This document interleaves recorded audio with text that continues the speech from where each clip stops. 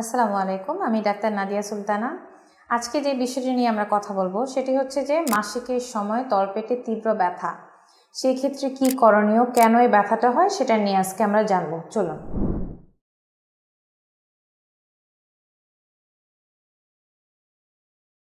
প্রথমত এটাকে মেডিকেলের ভাষায় বলা হয়ে থাকে ডিসমেনোরিয়া। এটা হয়ে থাকে দুই ধরনের, একটা হচ্ছে প্রাইমারি ডিসমেনোরিয়া, একটা হচ্ছে সেকেন্ডারি ডিসমেনোরিয়া। প্রাইমারি ডিসমেনোরিয়া কেন বলা হচ্ছে, কারণ এই ক্ষেত্রে হচ্ছে কোনো কারণ খুঁজে পাওয়া যায় না। সাধারণত অ্যাডোলেসেন্ট এইজের যে মেয়ে তরুণী তাদের হচ্ছে এই ব্যথাটা হয়ে থাকে এবং এটা হচ্ছে একটা স্পাজম লাইক একটা ব্যথা হয়।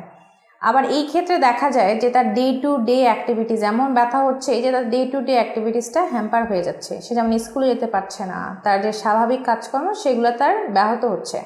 এই ব্যথাটা হচ্ছে এই ধরনের, মাসিকের সময় সাধারণত এই ব্যথাটা হয়ে থাকে এবং এই ব্যথাটা দেখা যায় যে অনেকের হচ্ছে মাসিকের তিন চার দিন আগে থেকে স্টার্ট হয় এবং দেখা যায় অনেকের মাসিক শুরু হলে ব্যথাটা কমে যায়, অথবা দেখা যায় যে অনেকের মাসিক শুরু হলে ব্যথাটা আরও বেড়ে যায় এবং মাসিক শেষে সেটা কমে যায়, বা মাসিকের পরেও এই ব্যথাটা কিন্তু অনেকের স্থায়ী হতে পারে।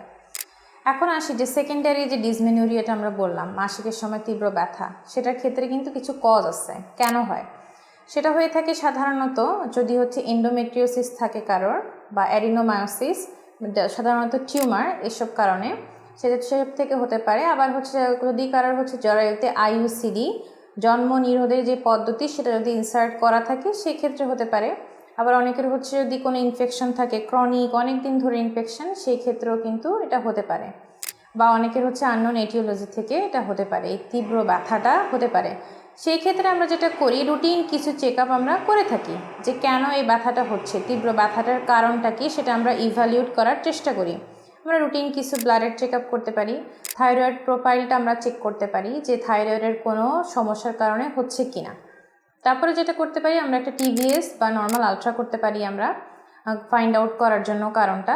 সেই ক্ষেত্রে যদি দেখা যায় তাতেও কমছে না, তাহলে কিন্তু অনেক সময় আমরা হচ্ছে ডায়াগনস্টিক লেপারোস্কোপি করতে পারি বা হিস্টেরোস্কোপি আমরা করতে পারি এক্ষেত্রে। এখন আসি যে এই ক্ষেত্রে হচ্ছে এই পেইনটা বা এই ব্যথাটাকে নির্মূল করার জন্য বা সাবসাইড করার জন্য আমরা কি ধরনের মেজার্স নিয়ে থাকি। সাধারণত হচ্ছে ব্যথাটা কমানোর জন্য আমরা হচ্ছে তাকে কিছু অ্যান্টিস্পাজমোটিক দিয়ে থাকি, যেমন মেপেনামিক অ্যাসিড, আইবুপ্রোফেন টাইপের মেডিসিন আমরা তাকে দিয়ে থাকি। এবং সেই ক্ষেত্রে যদি দেখা যায় যে কোনো কারণ না কমে থাকে তাহলে সার্জিক্যাল কিছু ইন্টারভেনশনও আমরা করতে পারি। সো ধন্যবাদ সকলকে, আজকে এতটুকুই থাকলো।